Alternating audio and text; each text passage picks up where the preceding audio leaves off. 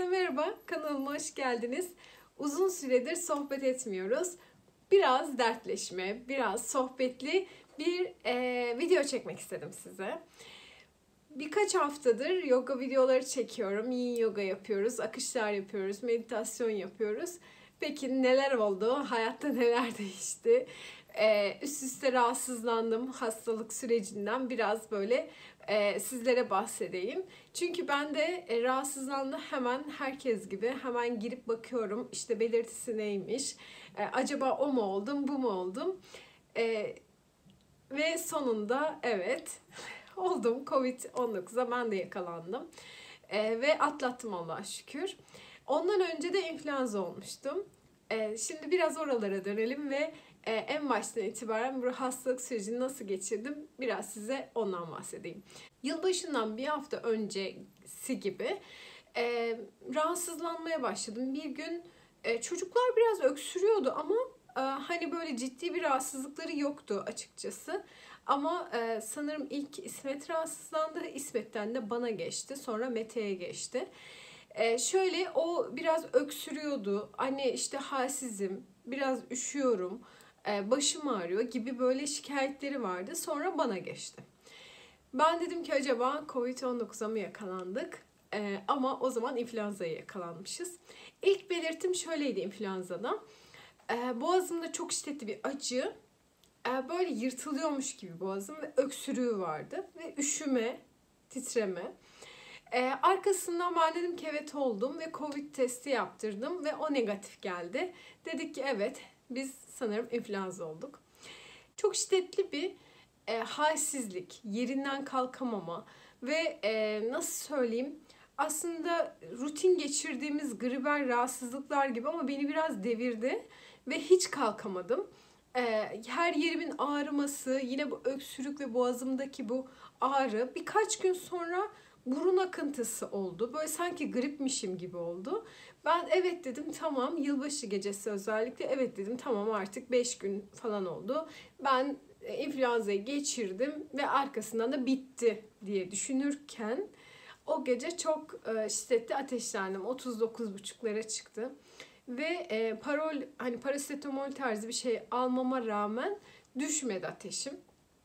Sabaha kadar ateşe yattım. O ateş de insanı çok halsiz bırakıyor.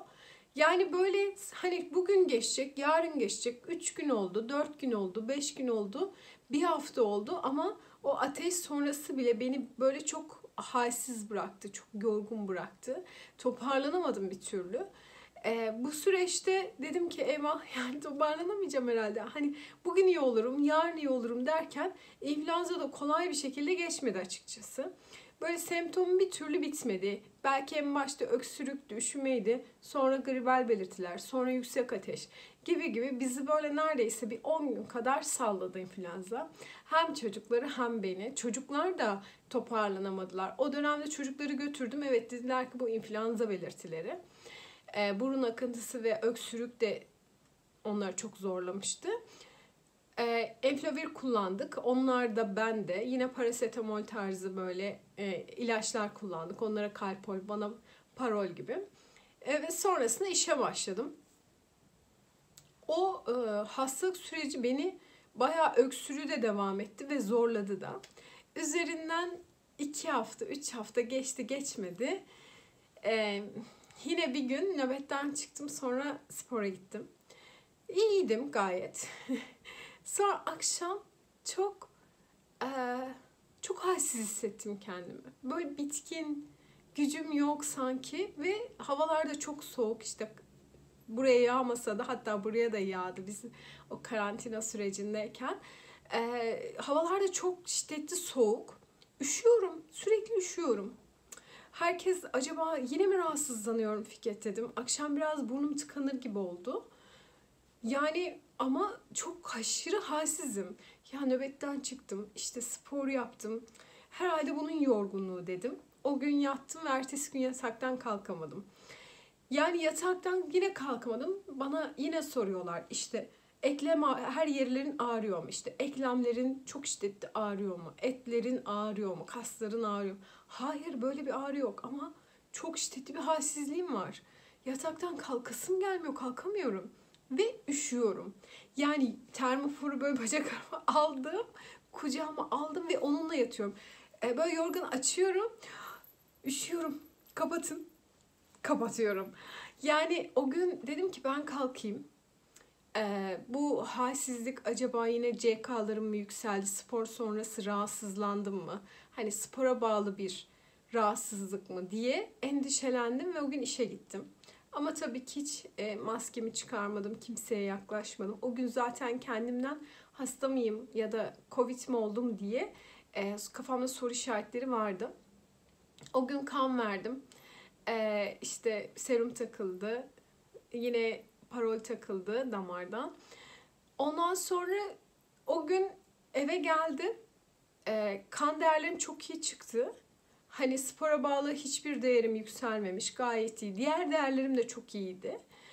Sonra eve geldim ve o akşam ateşlendim. Ben dedim ki influenza'yı da geçirdim.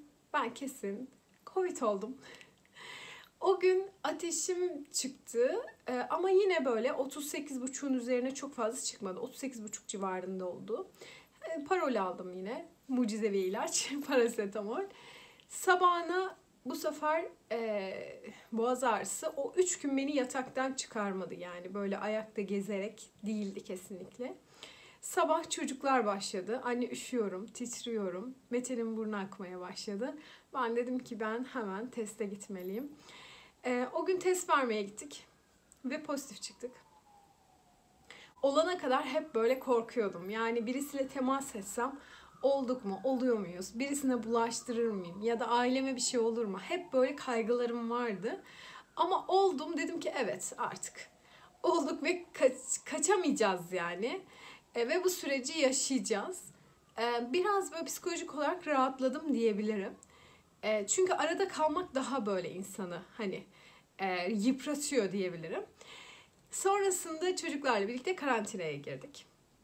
Eşimin 5 tane aşısı olduğu için o karantinaya girmedi. Rahatsızlanmadı da zaten. Ben niye 5. dozu vurdurmadım? Yani 3. Biontech dozumu niye vurdurmadım? Zaten tam zamanı geldiğinde influenza olmuştum. Yani hani hastayken de aşı olmuyor ve olmak da istemedim. O geçti, arkasından zaten Covid oldum. Muhtemelen bağışıklığım düştü ve o yüzden de olduğunu düşünüyorum. Ama şöyle bir şey var.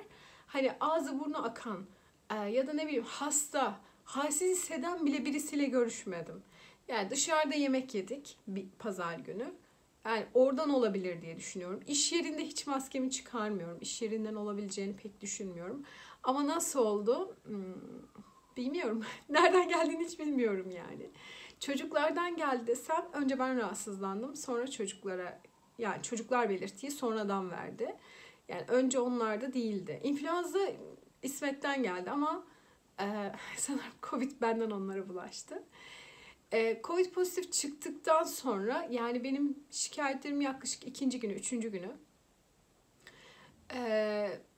O zaman başka belirtiler olmaya başladı. Yani solunum yollarım tamamıyla ödemlendi. Yani sesim normal çıkmıyordu. Hatta sesim çıkmıyordu. Boğazımda ağrı vardı ama şöyle bir tarifleyebilirim. Üst solunum yollarındaydı ilk başta. İşte burnum, genzim, boğazım böyle ödemli ve basınçlı gibiydi. Nefesimde tıkanıklık olmadı. Hani burnumdan nefesi rahat alabiliyordum ama sesim hiç çıkmıyordu. Bir ödem vardı. Ve öksürük başladı. O zaman ağız spreyimi ben ağız bakımını anlatırken size anlatmıştım. Ağız spreyini çok kullandım. Çok da faydasını gördüm. Çok rahat, sürekli elimde ağız spreyi çünkü sürekli gıcık oluyor ve öksürme ihtiyacı duyuyorsun.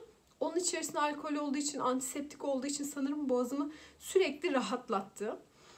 Ağız spreyiyle dolaştım o gün ve tek ilaç olarak parasetamol aldım tabii ki. Başka yapacak bir şey yoktu çünkü.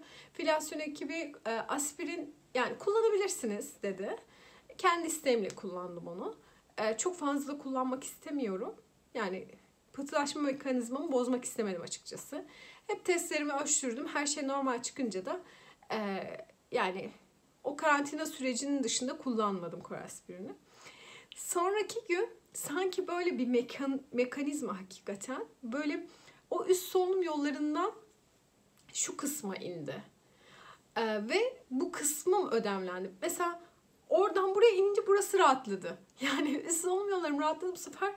O gün Tuba sen sakin ol, işte bir şey olmayacak falan. Kendimce kendimi rahatlatırken aslında biraz buralarım ödemlenip yine böyle sıkışıklık hissi yaşadım. Bir sonraki gün artık 5. güne girmiştik. Daha aşağıdan ve öksürükle, hafif balgamla devam etti. Ve 5. günden sonra normal hayatıma dönebildim. Çocuklar bir gün rahatsızlandı. Yani İsmet bir gün üşüyorum, titriyorum. Gece 4 gibi beni kaldırdı. Anne işte başım çok ağrıyor. Bana bir ilaç verir misin? Hiç uyuyamıyorum diye. Ben de baş ağrısız da olmadı. Ve 5. gününden sonra 7. günden sonra da karantinadan çıktık zaten. Ama işte 2 Sinovac, 2 BioNTech oldum. BioNTech'lerimin üzerinden, ikinci dozun üzerinden 3 ay geçmişti yani. En son Ağustos'ta olmuştum. Yani Fikret eşim hani yakın dönemde hatırlatma dozun olduğu için sanırım ona hiçbir şey olmadı. Yani hiçbir belirti ya da pozitife dönmedi. Ama ben maalesef semptomla geçirdim. Daha kötülerini gördük tabii ki hastanede. Ama böyle ayakta geçirmedim yani. Beni biraz üst üste de hastalanmam, işte 2-3 hafta arayla influenzadan çıkıp Covid olmam da biraz hani sarstı sanırım.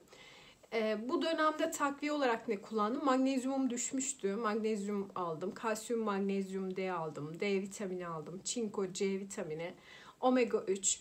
Vitaminlerimi hep aldım. Kekik yağı olur. Burada çok Toroslarda çok kekik yetiştiği için onun saf böyle kekik yağı üretirler.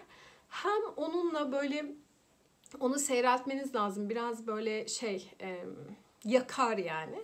Ben onu defne yağı, işte kekik yağı ve elma yağını karıştırarak böyle yağladım. Alerjik bünyeler dikkat etmesi lazım. Belki ben Mete'nin şuralarını da deneyip öyle sürmüştüm mesela ilk. Çocukları da kendime, akciğerlerimi, sırtımı, işte ayaklarımızın altını onunla yağladık. Nebüzatörün içine biraz kekik yağı damlatıp buhar yaptım. Soğuk buhar yaptım. Hem çocuklara hem kendime. Bu süreci böyle geçirdik. Üzerinden şimdi 2 haftaya yaklaşıyor sanırım geçeli. Nasıl hissediyorum? Bu dönemde de tek hissettiğim şey çabuk yorulma. Yani normalde yaptığım işleri yaparken böyle aşırı yorulduğumu hissediyorum. Bir dinlenme ihtiyacı duyuyorum. Hala merdiven çıkıyorum. Çok fazla asansöre hani özellikle iş yerine binmemeye çalışıyorum. Yürürüm genelde. Yine yürüyorum ama tıkandığım noktada biraz duruyorum. Yorulduğumu hissettiğimde duruyorum. İşte bizim influenza ve arkasından Covid-19 sürecimiz böyle geçti. Şu an birçok kişide var. Çok çok çok yaygın. Ve sanırım bulaştırma mekanizması da çok şiddetli. Çünkü bu zamana kadar olmamıştım. 2 yıl sürecinde hiç olmamıştım. Varyantı ne derseniz varyant belirtmiyordu test sonucumda. O yüzden bilmiyorum ama muhtemelen omikron geçirdik. Böylelikle geldi ve geçti. Kendimi iyi hissetmeye başlar başlamaz hemen böyle nefes egzersizlerine, meditasyona, yogaya başladım ve evde biraz kendimi dinç tutmaya çalıştım. Çok iyi geldiğini düşünüyorum. Nefes egzersizlerinin, meditasyonun, hafif hafif yoga olabilir. Son videoyu zaten karantinamın son günlerinde çekmiştim. Size de iyi gelirse denemenizi tavsiye ederim. Nefesin özellikle akciğerlere çok iyi geleceğini düşünüyorum. Vücuda ve toksin atmak için çok iyi geleceğini düşünüyorum. Yeni videolarda görüşünceye kadar kendinize çok çok iyi bakın. Sağlıkla kalın inşallah.